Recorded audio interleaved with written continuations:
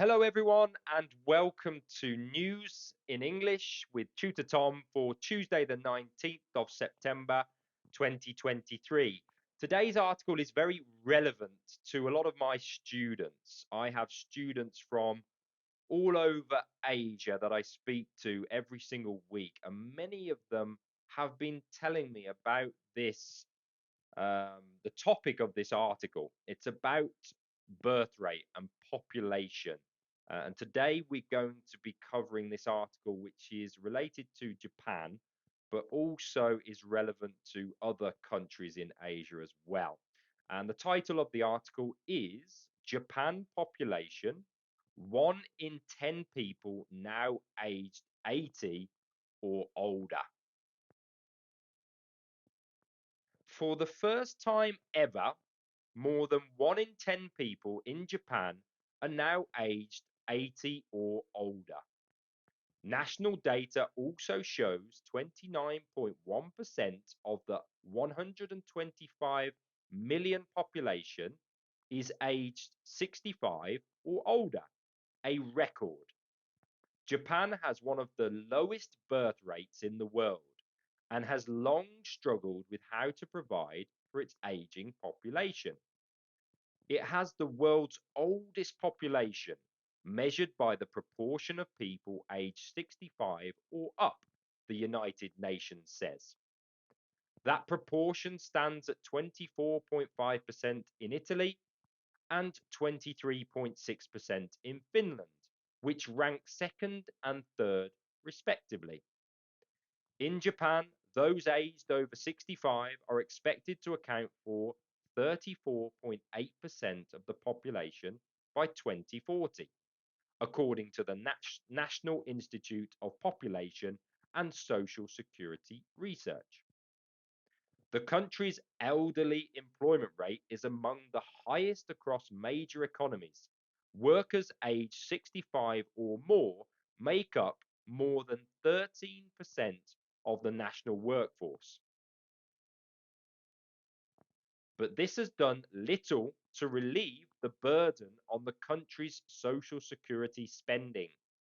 Japan has approved a record budget for the next fiscal year, in part due to rising social security costs.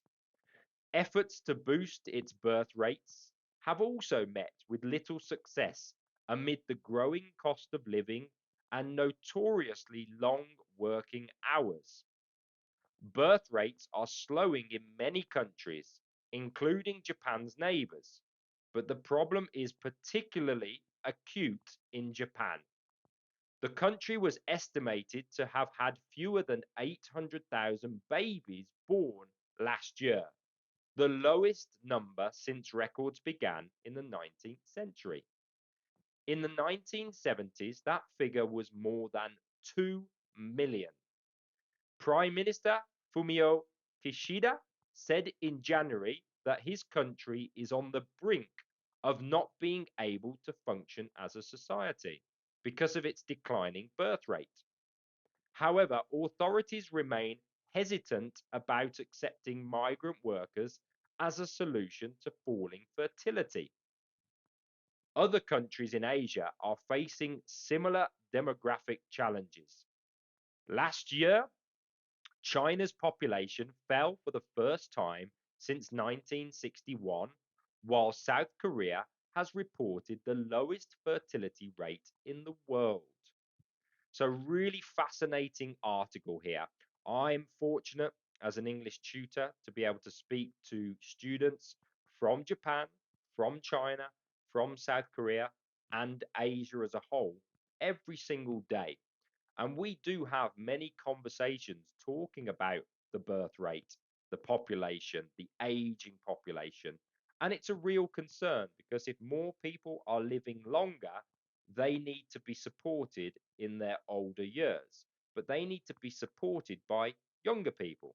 But if the birth rate is very, very low, there are not the young people coming through into the economy to support the old people. So it's a big concern. And I often ask my students, many of whom are very young, I ask them, why are people not having babies in your country? And as the article says, it's due to uncertainty, economic uncertainty, worrying about recessions, worrying about further pandemics, and not having that certainty and confidence to have children. So that's something that the governments around the world, particularly in Asia, need to consider. How do you make your population, the young population, more confident and more certain that having a child or children is a positive thing, is a good thing? So it's a really fascinating topic, which I'd love to hear in the comments below. What are your thoughts on this particular article? What is the situation like in your country? And what is your government doing to try and improve the situation? Let me know in the comments below. But anyway, let's finish as we always do by going through some of the vocabulary, the words that I liked in this particular article. So the first one is the word aged. Aged. It seems like a very small, short, and simple word, but it's actually quite tricky to pronounce. It's the word aged, and that means having lived for a specified length of time or a specified age. For example, young people aged 14 to 18. It can also mean having lived or existed for a long time, very old. For example, aged men with white hair. The next word is struggled, and that is the past tense of the word struggle. And that can mean a number of different things. It could mean make forceful or violent efforts to get free of restraint or constriction. For example, before she could struggle, he lifted her up. It could also mean to engage in conflict.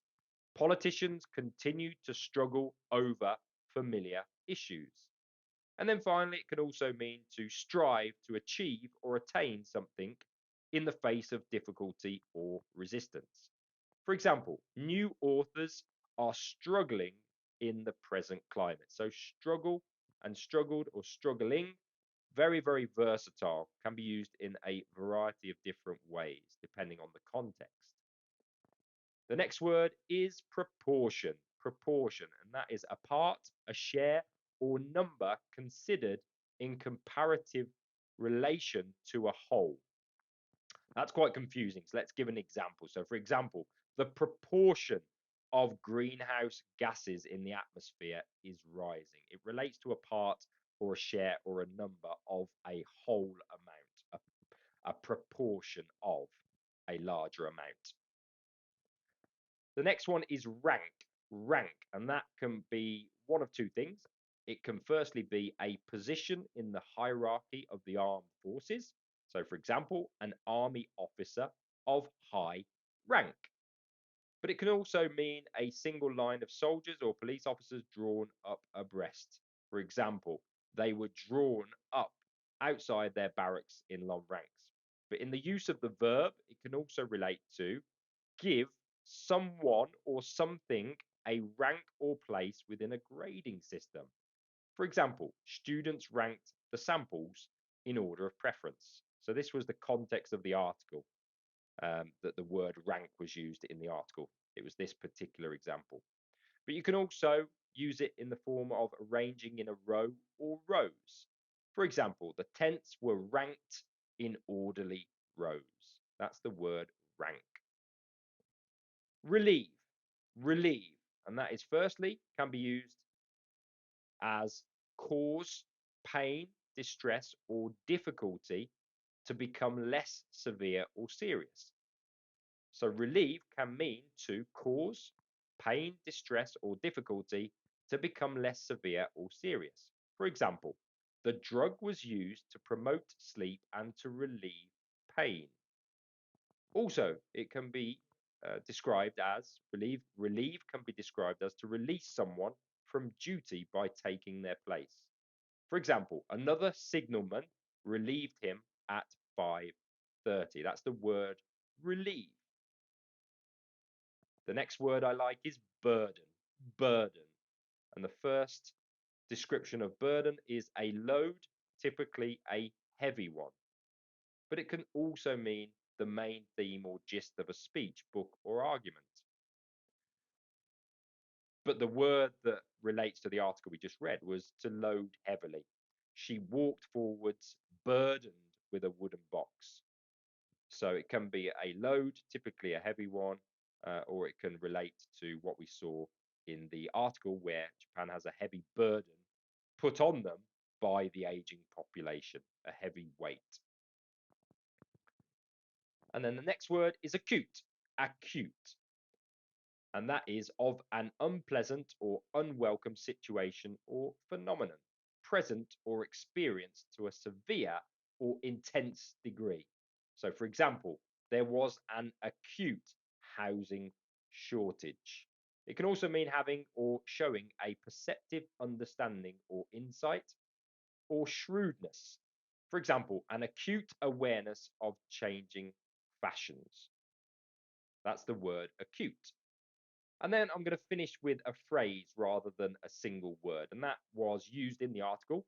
And it was the phrase on the brink. What does that mean? On the brink. It means you are just about to do something or experience something. For example, their economy is teetering on the brink of collapse. Or another example is failure to communicate had brought the two nations to the brink of war. It means you are just about to do something or experience something on the brink. So, a fantastic article there, really, really interesting. Obviously, presents that many countries around the world are going to face some serious challenges in the future if their population dynamics don't change. In Japan and many Asian countries, there is an aging population and there is a low birth rate, meaning that the aging population is likely to not be supported by the younger generation because there are not enough children being born.